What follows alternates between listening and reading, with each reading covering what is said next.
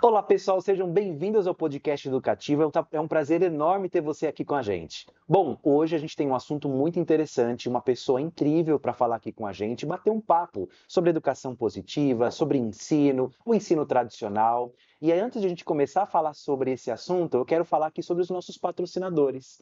Nós temos um patrocinador hoje que é a Engenhoteca, que é uma empresa de cultura maker, que trata sobre o uso de tecnologia e STEAM dentro de sala de aula. Então, se você quiser conhecer um pouquinho mais sobre esse projeto, o link vai estar aqui na descrição. Aproveitando também, nós temos com um cupom de desconto da Educativa. Então, caso você não conheça a plataforma da Educativa, é uma plataforma que vai trabalhar sobre formação de professores. Lá nós temos cursos para gestores, professores e em breve mais algumas novidades também. Nós também temos cursos sobre inteligência artificial, sobre inadimplência, gestão, liderança humanizada. Então, se isso te interessa, entra lá, o cupom vai estar aparecendo aqui na tela. Para começar o nosso bate-papo, eu quero apresentar para vocês e agradecer a Marina. Bem-vinda! Obrigada. Então, eu sou a Marina, eu sou pedagoga, trabalho na área da educação há 10 anos, mais ou menos. Sou mãe do Vitor, de 18 anos, do Miguel, de 10 e do Lucas, de 3 anos. E estamos aí montando uma escola nova. Esse é o meu momento profissional. Momento de loucura, né? Montar uma Loucura! escola. E olha, gente, eu fiquei impactado que a Marina tem um filho de 18 anos. Jamais ia dizer isso. E Marina, me conta um pouquinho. Você está vivendo um momento agora super desafiador, que é a construção de uma escola. Mas eu também quero conhecer a Marina. Quem é a Marina? O que que ela faz? Qual foi a trajetória dela? Sempre fui aquela criança, aquela adolescente que se envolvia muito com bebês, né, nesse cuidado das crianças menores. A minha avó é professora, hoje aposentada, então ela me levava para dar aula com ela. Uhum. Então eu cresci nesse universo de escola, né, e gostando muito. Então, aquela que brincava de boneca, que eles eram os alunos, eu era professora. E não fiz pedagogia logo de cara, Uhum. aquela coisa do o professor ganha mal, você não vai ser bem-sucedida, a gente acaba acreditando e vai por outro caminho. E aí, quando o meu segundo filho nasceu, o Miguel, eu falei, não, eu preciso fazer o que eu gosto, né? Preciso mudar tudo e ir para a área que eu realmente tenho vocação. Foi aí que eu fui e amo o que eu faço. Não sairei mais porque eu realmente encontrei o caminho. Uma vez mordidinha pelo mosquitinho ali da Já educação, era, já já era. era. E Marina, você falou que não fez pedagogia. Onde Fiz você... comércio exterior. Comércio exterior. Nada a ver Aham. comigo, totalmente desconectada de mim, né? Uhum. Buscando aí uma carreira que financeiramente fosse Uhum. atraente, né? Mas não emocionalmente, psicologicamente, não foi uma boa escolha. Uhum. Fiquei bastante aí estressada, né? Então, o que o mundo, a sociedade hoje tem, né? De doenças aí emocionais. Uhum. Então, foi por isso que eu falei, não, eu não quero mais, eu vou fazer o que eu gosto. E Uhum. não importa se vai ganhar dinheiro, se não vai. O importante é ser feliz, O né? importante é me Gostar daquilo que encontrar, faz. exatamente. Aí depois que eu comecei, foi Uhum. realmente esse encontro do que eu sempre quis, né? Uhum. E aí não saio mais. É isso. Que legal. Nesse processo, eu vi também no seu currículo, que o seu foco também é educação positiva. O Sim. que é a educação positiva? Sabe que eu estudei muito inteligência emocional, que na época era esse o nome que dá, né? Hoje a Exato. gente já fala de. eh, Esqueci. Hoje a gente fala No de sócio... Isso, socioemocional e não mais socioemocional. inteligência emocional, Uhum. mas eu estudava muito essa parte da Uhum. inteligência emocional e do quanto nós, adultos traumatizados, traumatizamos, né? Uhum. E a educação positiva veio de um encontro também nesse sentido de, nossa, tudo que eu estou estudando tem um nome. Tem Uhum. pessoas que também estudam isso, né? E foi nesse encontro com a educação positiva o que me levou a realmente defender, né? Esse é um dos pilares da nossa escola, Aham. é a educação positiva como base desse respeito, né? De Uhum. você, por que é que a gente violenta tanto, né? Com Uhum. palavras, principalmente, as crianças. Então Uhum. veio desse caminho também, e a educação positiva me trouxe essa segurança, sabe? Aham. Ter um nome, ter um lugar para estudar, né? Então Uhum. me trouxe para esse caminho, assim, como um caminho que eu acredito ser o certo. Uhum. E hoje você é gestora tem que lidar com o time no momento também de construção de escola. Como que está sendo esse momento para você? Eu tenho um time hoje, que é um time que já trabalhou comigo em outros lugares, Uhum. e são pessoas que já estudam educação positiva, o antirracismo, educação sexual. Então, é um time onde nós estamos caminhando juntos há muito tempo, e Uhum. é um time que eu confio. Então, a primeira equipe da escola são essas pessoas que eu já conheço. Uhum. E aí, conforme a gente for aumentando, a gente vai trazendo outras pessoas para essa equipe. Mas eu estou segura por enquanto, né, Uhum. nesse lugar, de saber com quem eu estou lidando, de conhecer essas pessoas. Então, são pessoas que são da minha confiança e é por isso que fazem parte da primeira leva aí. Inclusive, a gente levou eles agora, esse final de semana, Uhum. para uma aldeia indígena. Uau! E como é que foi Foi isso? incrível, assim, o que a gente queria proporcionar era essa conexão com a natureza, Uhum. com outras culturas, né, trazer essa diversidade cultural, porque não adianta a gente falar que esse é o mundo ideal para as crianças e não proporcionar para quem trabalha com as Exatamente. crianças, né? É cuidar de quem cuida, a gente E fala. papo eu te ia dizer, aprender fazendo, né? Exatamente. Então foi incrível, foi uma experiência assim, além de unir as pessoas, Uhum. todas elas estavam muito conectadas, né, Uhum. com o lugar que a gente estava. Foi muito legal. Eu até aconselho outras escolas a fazerem o mesmo, assim, foi Uhum. uma experiência muito positiva. E é interessante, né? A gente conversava isso nos bastidores, que você já coloca o alicerce da escola justamente nessa questão de valores. A questão de que a escola não é uma escola tradicional, a família que busca a sua instituição é uma família já antenada e conectada com esse propósito. Sim. Vocês já começaram a idealizar a escola desse jeito ou foi uma construção? Como é que foi esse processo? Como eu tenho muitos anos na área da educação, eu Uhum. vi muitas violências, Uhum. né? Violências principalmente psicológicas, emocionais, Né? com os funcionários, com as crianças, né? A gente sabe a realidade da educação no Brasil como é. Exato. Então, a escola precisava nascer assim, para a Uhum. gente conseguir realmente proporcionar essa mudança. Eu acredito que essa mudança em escola que já existe, né? Na última escola que eu trabalhei, eu consegui levar muita coisa, mas tem um limite. Né? Uhum. Então, por isso que a escola precisava nascer assim, para Uhum. que as pessoas realmente que viessem entendessem, olha, é uma escola diferente, não é uma Uhum. escola tradicional. Então, e por que que ela é diferente, né? Aí a Uhum. gente vai trazendo esse conhecimento não só para os nossos professores, mas para as famílias também. Uhum. A escola Colegari, que eu não falei o nome ainda, É né? verdade.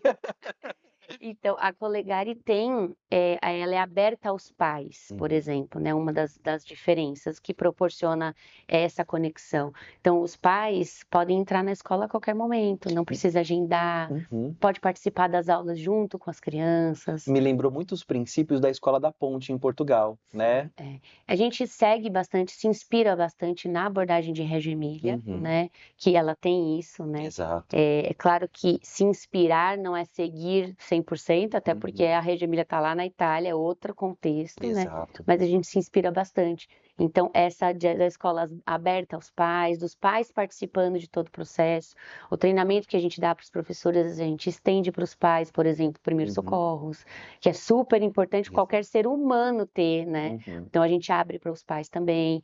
É para isso, é para criar essa comunidade conectada. Uhum. Porque não adianta só a escola trabalhar, por exemplo, a educação Exato. positiva, e em E casa o na pai nem sabe o família, que é isso, exatamente. né? Ou o professor também não sabe o que é isso. Então, por isso que a gente precisa estar Uhum. totalmente conectado para que dê certo, para que E Marina, funcione. como tem sido a recepção dos pais? Na sua percepção, eles realmente entendem o projeto pedagógico ou é uma coisa que vocês, à medida que for acontecendo, vão construindo isso com eles? São as duas coisas. Aham. A gente percebe os pais que estão indo, né, visitar a gente em fase de obra, que os pais estão buscando coisas diferentes. Uhum. Então, eu não quero, por exemplo, o mesmo trauma que eu tenho de prova que meu filho tenha. Uhum. Ou então eu tenho uma criança aí com diagnóstico de autismo e a escola não está respeitando, não está Uhum. acolhendo isso.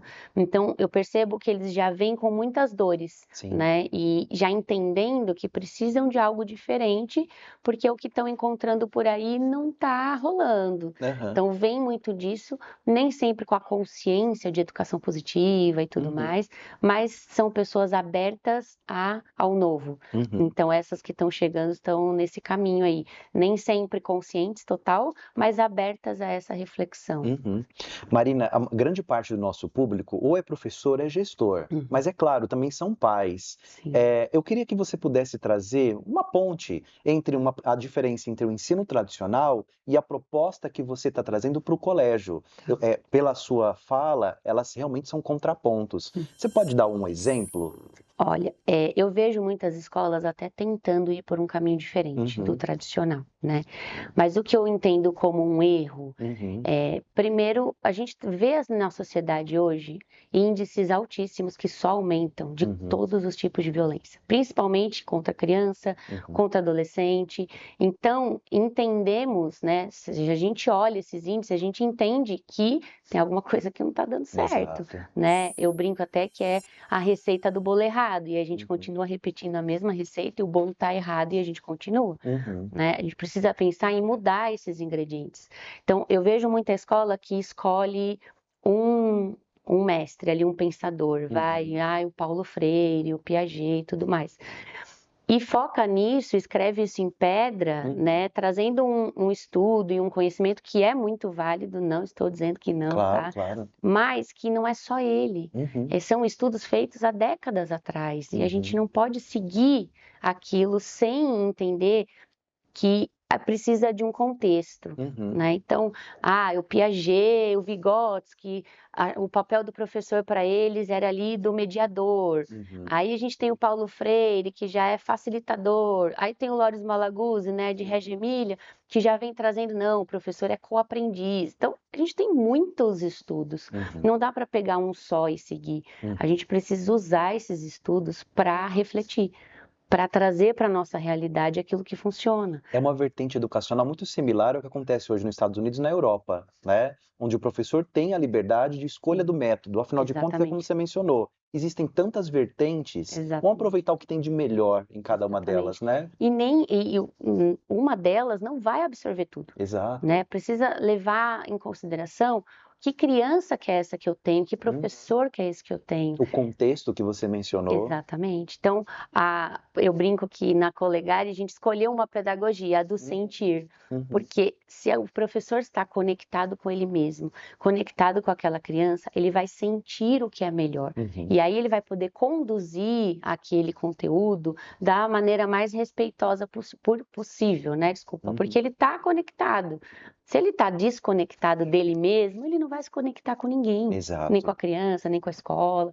Então, o que eu vejo hoje na sociedade em geral e muito nos professores é que a gente parou de sentir, né? Então a gente foi aí minados, mas é real, porque a gente vai sendo, e a gente faz isso com as crianças, a gente vai minando elas até elas pararem de sentir também, né? E a criança é tão potente, a infância é tão potente. Se as pessoas entendessem, começassem a olhar e realmente colocar a criança no centro, elas iam entender do que é capaz essa potência. Eu li, né, uma pesquisa que me chamou muita atenção, que chama Os Gênios da NASA. Então, pegaram crianças de 5 anos e fizeram os testes para saber quais as habilidades que eles gostariam que os gênios da NASA tivessem. E essas crianças de 5 anos, quase que 100% tinham essas habilidades. Pegaram essas mesmas crianças 5, 6 anos depois e elas já tinham perdido quase toda essa habilidade. Por quê? Porque a sociedade tradicional vai matando a criatividade. Você que tem, né, essa experiência aí com essa parte de maker e tudo mais, o quanto a criança vai além quando a criatividade dela é respeitada, quando ela tem espaço, né? Então, é isso que falta para mim nas escolas, tá? Eu li essa pesquisa também, e o que mais me surpreendeu é que quando entra na fase adulta, zero, quase zero. E assim, a gente entra numa sociedade justamente que não incentiva. E o que é esperado no ambiente de trabalho? O contrário. É a criatividade, é a resolução de problemas, é a comunicação. Você viu, provavelmente, Marina, o resultado do PISA recente da questão da criatividade. Que não me surpreendeu. Pois é. Eu confesso que eu fiquei chateado porque é uma questão que a gente olha com cuidado e com carinho, né? mas que de fato fala, puxa vida, olha o ensino de novo, a maneira como a gente está conduzindo esse processo. Alguma coisa está errada, né, Marina? A receita está errada do Exato. bolo e a gente precisa rever os ingredientes. Exatamente. Essa é a proposta da escola, Uhum, que a gente consiga ir construindo. Eu também não acredito que é um caminho concreto, já está feito, já está pronto, não. É um caminho em construção e vai ser para sempre um caminho em construção. A gente vai entendendo como essa comunidade nova que está surgindo vai se comportar, quais são as necessidades dessa comunidade, né? E como a gente vai fazer para que ela se conecte. Então, trabalhando esses pilares, que é educação sexual, antirracista, educação positiva, conexão com a natureza. Trabalhando isso, a gente consegue proporcionar já o primeiro passo de conexão, né? Precisa entender a parte do racismo, por exemplo, que é algo estrutural na nossa sociedade e que atrapalha tanto, né? A gente precisa assumir que a nossa sociedade é racista para então começar a estudar e proporcionar, porque a criança não nasce racista, né? Ela vai se tornando, assim como a gente vai podando, a gente, sociedade, vai podando, a gente também vai colocando esses preconceitos, essa discriminação, né? Então, você trabalhar esses pilares, você já está promovendo ali, naquela comunidade, uma consciência, né? Um ponto de reflexão. Porque a gente não sabe tudo, né? Mas a gente está aqui para refletir e expandir a nossa consciência, é isso que eu acredito. E Marina, nesse novo contexto e nesse cenário, a gente vive uma polarização no Brasil, diferente a esses assuntos. Na sua percepção, qual é o maior desafio ao construir uma escola pautada nesses pilares? O desafio é as pessoas não entenderem, né, do que se trata e você ter que realmente levar o conhecimento. Então, toda vez que a gente leva a pessoa a refletir, a expandir a consciência dela, dói. Porque ela vai ter que se conectar com ela mesma, ela vai ter que entender as dores dela. Vai ter que olhar no espelho, encarar aquela realidade. Aquela realidade para depois ela passar desse estágio e ir para um estágio de expansão mesmo, né, da consciência. Então, o desafio é que esse movimento precisa ser delicado, né, e precisa incluir todos. Então, tem pessoas em vários níveis de consciência. Então, a gente precisa proporcionar isso de maneira que as pessoas que estão com nível mais baixo e as que estão com nível mais alto consigam refletir juntas. Então, esse é o nosso maior desafio. É por isso que a gente tem um especialista para cada pilar. Então, antirracismo, educação positiva, educação sexual, a conexão com a natureza, para que cada um deles nos ensinem como começar. E juntos a gente vai caminhando conforme as necessidades, né? Vai se adaptando. Então, é um time. É um time muito grande, não é um time pequeno, para que dê certo. Então, tem pediatra, tem fono, tem psicólogo, tem psicopedagoga, tem vários especialistas para ajudar a gente nesse caminho delicado, sabe? Como, por exemplo, no antirracismo, né? A gente coloca a filosofia africana todos os dias na escola. E tá na BNCC, né? Não é uma vez por ano, no 20 de novembro. São todos os dias. A cultura indígena, todos os dias. Para que eu conheço aquilo que eu respeito. Então, a criança precisa conhecer para ela respeitar. E aí, conhecendo essa diversidade, ela vai crescendo sem achar estranho. Né? E aí, a gente não precisa ser tão delicado quando ela for adulta para introduzir esses assuntos, porque ela já vai ter vivido isso. Então, nós não vivemos isso na nossa infância, nem na nossa adolescência. E aí, a sociedade, no geral, cresceu com esses tabus, esses preconceitos todos e o racismo enraizado. E aí hoje a gente tem essa delicadeza de saber onde colocar, o que falar. Então esse é o maior desafio, ser delicado o suficiente para que todo mundo consiga participar. E trabalhar esse nível de conscientização, que é realmente muito desafiador. Agora, para isso, como você mencionou, Marina, o time pedagógico tem que estar super bem alinhado, né? Como é que você faz a formação desse time?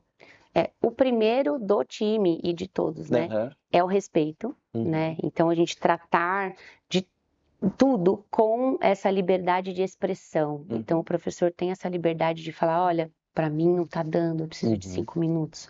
Ou então, desse jeito não está funcionando, a minha turma precisa de mais. Do professor ter essa liberdade com a gestão dessa troca, né? De não ser algo imposto. Então, essa é a primeira coisa. E a segunda é ir proporcionando essas experiências. Então, eu estou falando de conexão com a natureza, mas eu levei você até lá, você mergulhou no rio, você pisou na pedra. você viveu isso, você comeu junto com os indígenas ali. Então, eu não estou só falando, estou te levando para esse lugar. Então, os nossos treinamentos levam as pessoas para esse lugar. Então, em janeiro a gente vai num quilombo, né? A gente está trazendo essa experiência. Eu até brinco, né, com os meus professores, eu falo, um aprendizado só se dá quando a gente desperta os 5 sentidos da criança e do adulto. Se eu não despertei os 5 sentidos, se ficou só no visual ou só na audição, não funciona. Tem alguma coisa a ver com as inteligências múltiplas do Gardner? Também, a gente se inspira em todo mundo. A gente pega um pouquinho de cada um. Eu tô percebendo essas pinceladas aí, gostei, Sim, muito legal. porque é isso, não é um só, né? A gente pega todos e vai trazendo para nossa realidade para o que funciona. Então, E adaptando ao contexto. Exatamente, adapta ao contexto, adapta à realidade. Você não pode ver o aprendizado de uma criança branca do mesmo jeito, por exemplo, que uma criança negra. Exato. Porque a criança negra traz outra bagagem que precisa ser olhada, precisa ser respeitada, mas que é diferente. Então, caiu, nós todos somos iguais, né? Nós somos diferentes. E como lidar com essa diferença, inclusive com o time. Então, as professoras, a gente tem todo esse cuidado, por exemplo, da professora negra se sentir tão acolhida quanto a professora branca. Então, eu preciso olhar para isso, né? Isso foi um tabu por muito tempo. Eu imagino. E é até hoje em alguns lugares, né? De você não falar sobre isso, principalmente com o seu time, né? Ah, tá aqui a apostila, você segue a apostila e tá tudo certo, essas são as regras da escola, assina aqui e pronto. E não dá mais para ser assim. Se você quer um professor que sinta a criança, que sinta o momento, você precisa deixar ele se expressar, porque senão ele não vai conseguir chegar lá, né? E os nossos treinamentos têm também a parte teórica, lógico, né? Mas a gente tenta levá-lo sempre para esse lado do sentir, sempre para despertar os 5 sentidos ali, para que ele reflita também. Isso vale para os pais também e para as crianças. É uma lei, entre aspas, mas é uma regra que serve para todos, não é separado. E eu acho que é isso que faz a diferença. Com E de certeza. comunidade. Então, é o mesmo princípio que a criança no centro e vale para todas as áreas. É por isso que as pessoas são mais conectadas na Colegare do que em outros lugares, porque elas têm esse espaço. E me conta um pouquinho, Marina, fiquei curioso sobre como vai ser a estratégia de crescimento do colégio. Vocês estão começando pela educação infantil e pretendem progredir ou não? Vocês vão implementar todos os segmentos? Queria eu já começar com tudo. Com tudo. Hoje a gente tem educação infantil e primeiro e segundo ano para 2025, né? Primeira e segunda série na nossa época. E aí o projeto da escola é que com esse segundo ano a gente vá crescendo até o terceiro colegial. Hoje a gente tem escolas sim que pensam aí, que seguem, por exemplo, né, que se inspiram na abordagem de Reggio Emília, que é uma abordagem que mais se conecta com a natureza, que a gente concorda. Então, mas só a educação infantil. E aí o ensino fundamental deixou de ser criança, não precisa mais. O fundamental 2, então, é isso. Então, eu vivi essa quebra em casa, né? Então, tentei aí proporcionar para o meu filho de 11 anos, o Miguel, essa mais respeito. Então, lá onde a gente estava não tinha prova com nota, a gente tinha, né, não tem essa carga. Só que aí chega no fundo de 2, Acabou. Então, Ensino médio, então. não, que já são Só vai. adultos, é isso, já são adultos. Então, o projeto da escola é ir crescendo com essa segunda série até a gente atingir o terceiro colegial e conseguir fazer o ciclo todo respeitoso. Essa é a nossa meta. Gente, que sonho! Nossa, eu quero acompanhar, quero você depois do podcast daqui uns 2 anos, mas pra gente voltar e contar um pouco. Porque como foi, Nossa, né? É um sonho, parabéns, viu? Isso, obrigada. Outra dúvida, Marina, você falou um pouquinho da estratégia. Como que vocês pretendem fazer com a estrutura do colégio do que a gente chama de time administrativo financeiro, marketing? Como é que tá essas frentes? Porque assim, vocês começam com agora, em janeiro de 2025. Sim. Como é que estão essas frentes também? A gente tem o administrativo, o marketing, todos eles concordando e entendendo quais são os nossos pilares, porque também não adianta, né, tá fora. E a gente vai, conforme a gente for crescendo, né, o número de alunos e eu precisar de mais pessoas, esses treinamentos são específicos também para quem está começando. Eu imagino. Eu vejo muitas escolas que começam dessa forma, o time pedagógico super alinhado, mas todo time de back office, que a gente chama, não entende. E aí, quando você vai para o marketing, já transmite a comunicação de maneira errônea, errada, enfim. Eu tenho um privilégio de ter meu marido me ajudando nessa parte de comunicação. Então, ele tem aulas todos os dias em casa comigo. Já acompanha todo o processo. Já acompanha, ele está vivendo junto, né, comigo, todas essas descobertas. Então, é muito mais fácil ter um time que concorda, que entende essa educação positiva, que acho que é o de mais novo, né, que a gente tem, para conseguir comunicar exatamente o que a escola pretende comunicar. Então, todo o time já começa assim. Então, desde porteiro, a pessoa que está na limpeza, cozinheiro, todo mundo já vem ali alinhado com esses pilares. E é lógico, cada um com seu nível de consciência, mas todo mundo entendendo que aquele nível de consciência precisa aumentar, né? Isso já fica claro para todos. Então, inclusive, até a nossa cozinheira foi para a aldeia junto com a gente. Que legal! Não só o time pedagógico, a gente entende que o time pedagógico tem uma linguagem, né? Mas que as coisas que a gente está trazendo é para todos. Então, inclusive desse é para todos, a gente tem aulas extras na escola, por exemplo, que estão inclusas na mensalidade. Porque hoje nas escolas é o quê? O pai que pode pagar o balé, a filha vai fazer o balé. O pai que não pode, a criança não faz. E ninguém está pensando na criança. Então, do mesmo jeito que a gente pensa no time todo, a gente pensa em todas as crianças. Então, ou é para todos, ou não é para ninguém. Então, os treinamentos vêm desse lado também. Ou a gente põe todo mundo, administrativo, financeiro, marketing, pessoal, né, todo, para aprender junto esses pilares, para desenvolver, ou não vai funcionar. Não adianta fazer só para um, né? É para todo mundo mesmo. E o nome Colegar, ele tem algum sentido? Tem. O que significa? Me conte. Tudo tem sentido. Imagino. Ouvindo vocês pensarem em todos os detalhes. É isso. Colegar significa conectar-se. E o que a gente quer, né? Uma das frases que é o nosso guia, é necessário uma aldeia inteira para educar uma criança.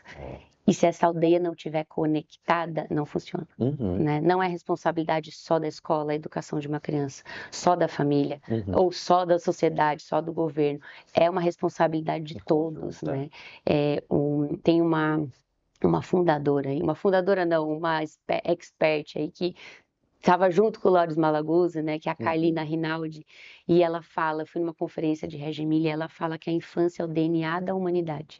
Então, se a gente não coloca a infância no centro e realmente olha para isso diferente, a gente está matando o ser humano. Aí não vai ter mais o ser, vai ser só o humano, não tem mais. Então, é daí que vem, né, o nosso nome. Se a gente está conectado, a gente protege essa infância, para que essa criança seja livre para viver a infância dela, sem se preocupar com o que ela vai ser quando crescer, né? É só se preocupando em viver a infância. E aí vai ser um adulto que sente, né? Não vai ser um adulto que parou de sentir. E só que se a gente não estiver conectado para proteger essa infância, aí ou de fora vai minando tudo isso que a gente já falou da criatividade, do sentir, até ela parar de sentir de novo. Então, por isso que a gente precisa estar conectado. É como se fosse um cercadinho, sabe? Para a gente realmente proteger a plantinha, para que ela cresça da maneira que ela quiser crescer, que ela puder, né? Mas é essa proteção. Por isso, o conectar-se, né, em italiano inspirado na abordagem Reggio Emilia. Então, fez a conexão, fez a misturinha e deu. E, Marina, eu vou aproveitar e entrar com você num outro assunto que eu quero ouvir um pouco mais a sua opinião. A gente tem ouvido muito e tem surgido muitas notícias de que até 2030 pode ser que a gente tenha um colapso na área de educação, porque cada vez menos os professores, aliás, as pessoas querem ingressar em cursos de licenciatura, cursos de pedagogia, e isso é uma coisa preocupante. Qual que é a sua visão sobre esse cenário? Você também enxerga dessa forma? Tem até... Acho que eu tô batendo no microfone, né? Então, tem até uma... Eu até estava conversando com uma amiga, né, esses dias. Ela fala, será que a educação está em crise? Eu falei para ela, a sociedade está em crise. Não é uma crise em 2030, é uma crise agora. A gente já está vivendo essa crise. Então, a pergunta não é nem se vai ter a crise, é como que a gente sai dessa crise. Porque realmente a tendência é as pessoas pararem de sentir, já estão parando de sentir, e nem procurarem essa reflexão. Então, essa é a tendência que vai diminuindo. Eu entendo que para uma escola tradicional essa mudança é difícil, é devagar, é diferente de uma escola nascer assim, né? Exato. É diferente, mas é possível, né? É possível desde que a sociedade entenda a potência da infância. Entendeu essa potência? Você não vai querer ser professor? Se você entender o que é o DNA da humanidade, né, a infância, você vai querer se dedicar a isso, e não só a tecnologia, né? A gente tem a sociedade construída com racismo e capitalismo, que é uma soma muito perigosa, Exato. mas é o que nós somos pautados, né? Nós nos capitalizamos através da exploração, e isso vem até hoje. Hoje o objetivo de vida é o trabalho. Então, quando você pergunta para uma criança o que você quer ser quando crescer, o que você fala para ela? Não, o que você está dizendo para ela? Você só vai ser alguém quando você crescer e tiver um trabalho. Porque você nasceu para trabalhar. E aí a infância é vista como improdutiva. Exato. Porque ela ainda não pode te produzir dinheiro, né? Esse é a premissa é assim, capitalista. na lata, tá? Exato, é isso mesmo. E enquanto a gente viver ainda nessa sociedade pautada na infância improdutiva, a gente vai continuar se matando, né? Matando o nosso DNA. E aí o ser humano já não é mais o ser, é só o humano e olhe lá, né? Pois é. É muito preocupante. É por isso que a gente se mobilizou para fazer alguma coisa. Porque a gente estuda e fala, não estamos no caminho certo, a E receita o está sentimento errada. é remar contra a maré o tempo todo, Remar contra a né? maré, a gente rema contra a maré, exatamente assim. É difícil, né? Remar contra a maré, não é fácil, mas é algo que a gente já espera, Exato. né? A gente já sabe que está remando contra a maré. Mas são iniciativas assim que podem mudar realmente essa visão da sociedade sobre a infância e que podem realmente mudar o mundo. Então, a gente resgata muito das culturas indígenas, africanas, que tinham essa vida em comunidade e tinham a infância como algo especial, como algo potente, né? E isso foi, né, enfim, Revolução Industrial, a escravidão, né? Então, isso foi fazendo com que a gente tivesse hoje uma visão eurocêntrica, né? Que a maioria dos estudos pedagógicos e tudo é uma visão eurocêntrica, roubada da África, mas isso a gente deixa para outro episódio.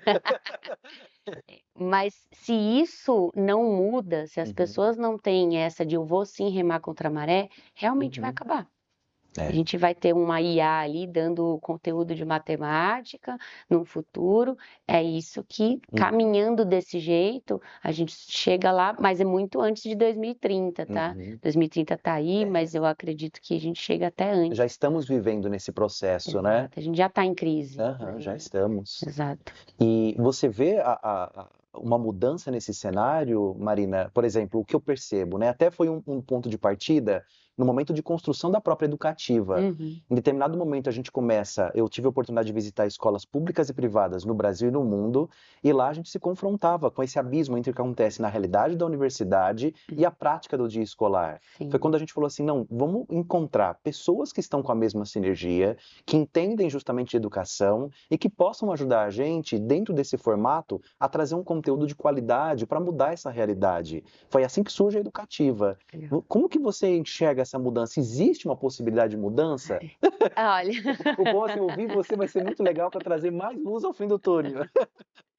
existe sim, que é o que a gente tá, né, ali, tá nascendo nessa escola justamente para ir contra, né, e fazer com que as pessoas reflitam. Então a gente tem já escolas ali ao redor, estamos em São Bernardo, né, escolas ao redor muito bravas, que a gente está surgindo, imagino. que está diferente, mas ao mesmo tempo são escolas que estão refletindo. Poxa, por que aquela escola nova está fazendo tanto sucesso? Por que tem tanto pai que está querendo ir para lá? O que está acontecendo aqui? E mesmo que seja por um motivo ali financeiro, de não perder aluno e tudo mais, mas que faça a pessoa refletir.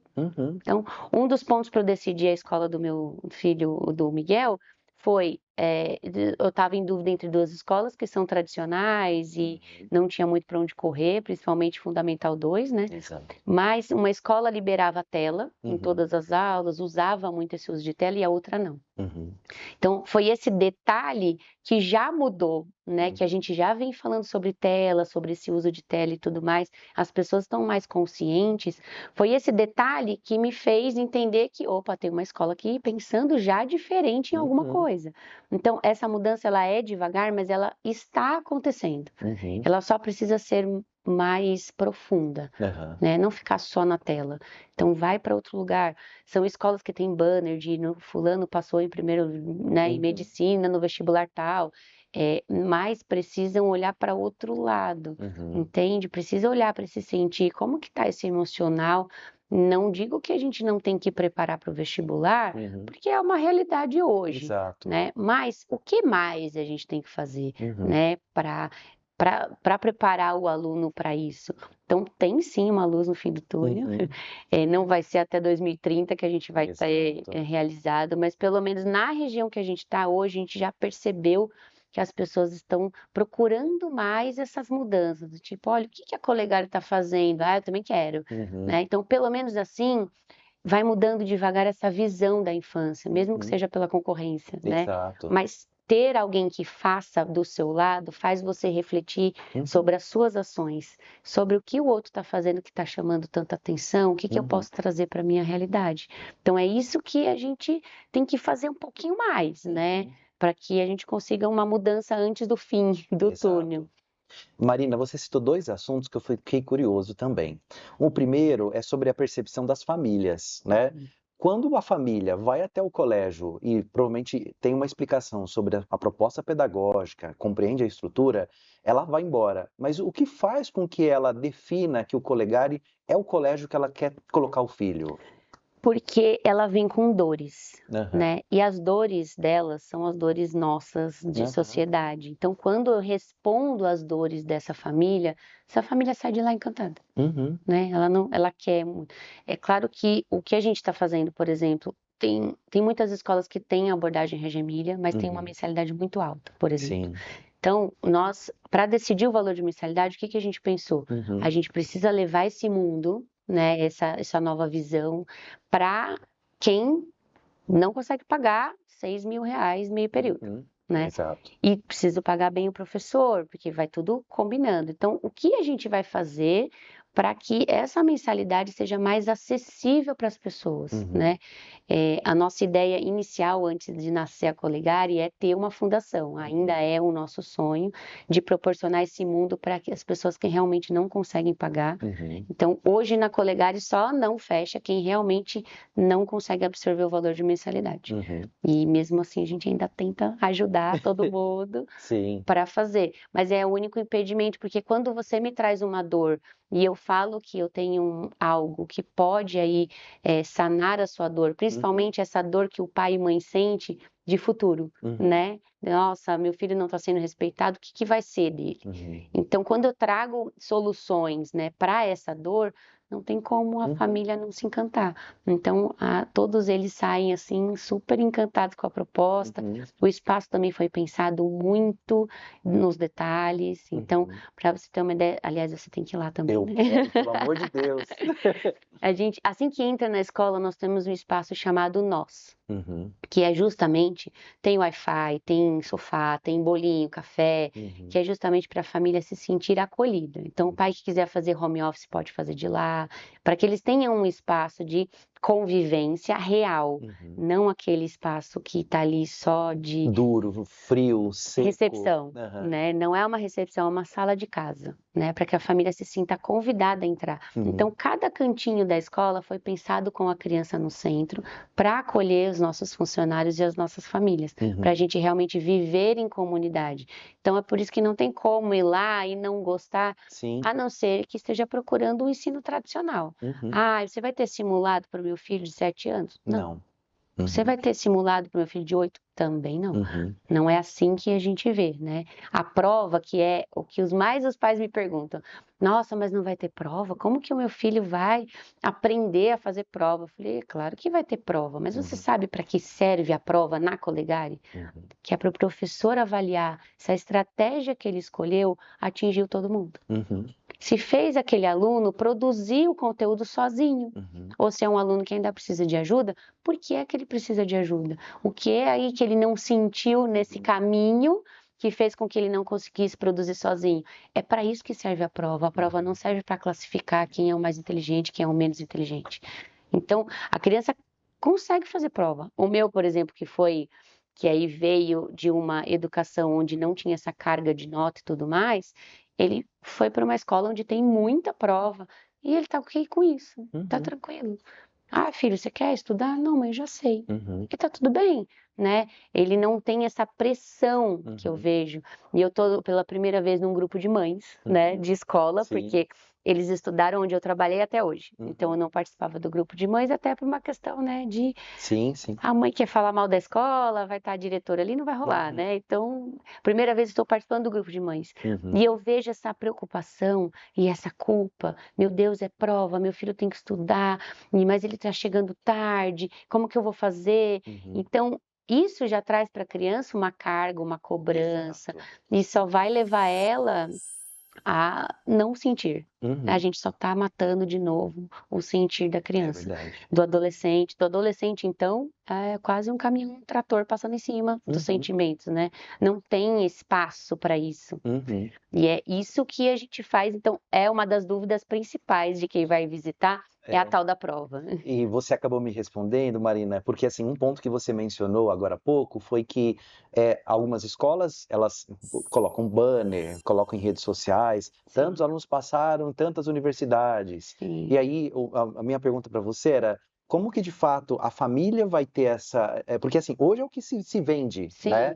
Aqui nós vamos passar 40 alunos na USP, um exemplo. É isso. Então, assim, mostrar para a família que existem outros caminhos, existem outros processos, e que o caminho da avaliação, ela não é só a avaliação tradicional. Existem diversas avaliações formativas, né? Então, esse trabalho de levar em consideração esses pontos, era a minha dúvida, você acabou respondendo. E Marina, o tempo voa, a gente já chegou aqui quase na reta final. Eu vou aproveitar, alguns professores, gestores mandaram algumas perguntas na caixinha, né, do nosso Instagram. E eu tenho algumas perguntas aqui para você. Vamos nessa. Eu selecionei algumas. Tá bom. Ó, essa é interessante. Aqui é do professor José Carlos. Ele diz assim: Marina, quais são as tendências tecnológicas emergentes que você acredita que vão ter maior impacto na educação? Olha, esse é muito legal porque a gente cai numa conversa sobre telas, né? Exato. Então, hoje as escolas que proporcionam alguma tecnologia têm a tela aí para... Não é que eu sou contra telas, tá? Sim, sim. É que o que eu acredito é que as crianças já são expostas o suficiente à tela e na escola não precisa ser. Então, para você ter uma ideia, a robótica lá na Colegare, a gente está trazendo um robô, né, que é importado, e são cubos onde a criança aprende a programação com a mão. Então, ela vai conectando os cubos e o robô lê aquele código de barra e executa o que a criança planejou. Acho né? que é o Cubeto, não é? É Kibo, Kibo? chama Kibo. Conheço. Então, a gente não usa tela, mas eu estou ensinando para a criança o raciocínio da programação. Perfeito. Então, é o uso de uma tecnologia, né, na faixa etária que a gente está atuando, né, que não precisa da tela. Mas eu entendo que o que a gente mais precisa fazer com as crianças é ensiná-las a usar a tecnologia. A criança precisa ter o pensamento crítico hoje, mais do que nunca, né? O que eu não concordo com o uso da tecnologia para a educação é a gente deixar que eles usem sem apoio, sem alguma orientação, exatamente. Então, não adianta na escola eu aprender a usar o programa X se ninguém conversou comigo sobre os perigos da internet, sobre que nem tudo tá ali é real, nem tudo é verdade, né? Precisa ter essa orientação. para o uso de tecnologia, e aí sim eu vou ensinar a programar, eu vou usar a tela para ensinar outras coisas, mas eu já ensinei o básico. Eu já ensinei você a atravessar a rua, entende? Então agora a gente vai subir num ônibus. As etapas que a gente viveu na nossa infância sem a tecnologia é que precisam ser pensadas com a tecnologia. Então eu te ensinei a usar. E aí agora eu vou te ensinar uma ferramenta, né? As crianças têm acesso hoje à inteligência artificial que nem a gente sabe mexer. Exato. Nem eu e você a gente consegue mexer em tudo que está aí de novo, e os adolescentes já conseguem, sem a mínima orientação, né, de como atravessar a rua. Então, a tecnologia na educação, que a gente não pare de sentir, né? Que não seja uma IA dando aula, ela precisa ser orientada, ensinada. Igual a gente ensina português, matemática, a gente precisa ensinar tecnologia, né? Com todos os perigos, com todos os poréns, né? Com todas as leis, e ouvir a criança e trazer essa criança para esse universo de que a gente precisa legalizar as coisas. Por que existem leis? E por que na internet é uma terra sem lei? A gente levar esse pensamento crítico. Então, isso numa roda de pré-adolescentes que eu fiz ano passado ali, a gente teve uma questão de montou um grupo no WhatsApp, né, alunos para falar mal de uma determinada aluna. E aí, quando uma mãe me trouxe isso, né, mandou print, porque aí vira, né, um grupo de mães fica bem animado. Quando trouxe isso, eu sentei com eles em roda ali e a gente foi conversar sobre o que é cyberbullying. O que é bullying? O que é cyberbullying? O que tem na internet que não é legal? O que tem que é legal? O que faz o uso de tela no seu cérebro em desenvolvimento? O que o excesso de tela te traz? Então, se não tivesse educação tecnológica, aí realmente a tecnologia é só perigo, né? Precisa ter esse lado antes. Esse aqui é o que eu acredito, tá? Muito bem, muito bom. Não sou a detentora de todo o saber, não é esse caminho, mas eu reflito muito, eu trago muito essas reflexões para dentro da realidade da educação, como ela poderia ser, né, como ela deveria ser. Temos uma pergunta aqui da professora Tatiana. Ela diz o seguinte: Marina, quais habilidades você acredita que os líderes educacionais devem desenvolver para navegar no cenário tecnológico atual? Sentir. Falamos muito nisso, Falamos né? muito Sentir. disso, se você sente, né, você prepara o outro para que ele sinta também, né? Então, se a habilidade é só a de saber os perigos que aquilo pode trazer, as dificuldades, os desafios daquilo, e então você passar para o adolescente, para a criança, para o seu time, para os pais, né? Você conduzir esse conhecimento para que ele seja feito de maneira progressiva, né? E principalmente protegendo, né, aquela pessoa ou aquela criança que vai receber esse conteúdo. Primeiro você protege, primeiro você ensina a atravessar a rua, depois você ensina outros passos. Então a habilidade é só do sentir e pensar nessa proteção, né? Como eu vou fazer para protegê-los disso que está vindo, que nem eu me sinto protegida. É verdade. Né? É isso. Marina, quero te agradecer. Eu que agradeço. E eu queria pedir uma gentileza. Como é que as pessoas fazem contato com você? Ou como é que elas têm acesso ao Colegare? Se você puder conversar, trazer aqui as suas redes sociais. A nossa rede social é o Instagram, né? @Escola Colegare com 2 L's do Legare, ou Marina Valverde _oficial, que são os canais que a gente está se comunicando. Muito bem. E olha, gente, a gente também vai deixar aqui na descrição o site do colégio, né? Então, caso você queira ter mais informações e depois visitar, fazer uma visita lá para a Marina, vai ser um prazer, né, Marina? Com certeza. Muito bem. Gente, quero agradecer a todos vocês que estiveram aqui com a gente. Muito obrigado. Acho que deu para sentir muito nesse podcast. Foi muito gostoso essa conversa com a Marina. Passou muito rápido, Marina. Passou muito Eu olhei rápido. no relógio e falei, gente, já acabou. Já acabou. Marina, obrigado. Parabéns pelo projeto. Eu já te convido, olha, daqui 2 anos, quero você aqui de novo para contar como que isso tudo aconteceu, viu? Com certeza. E obrigado pela sua participação. Eu que te agradeço. Você quer deixar algum recadinho pro pessoal? Olha, difícil, né, deixar uma mensagem, mas entendam e se conscientize da potência da infância. Esse é o caminho para a gente aí curar todas as dores, todas as doenças da nossa sociedade. Muito bem. Até mais, pessoal. Muito obrigado. Tchau, tchau.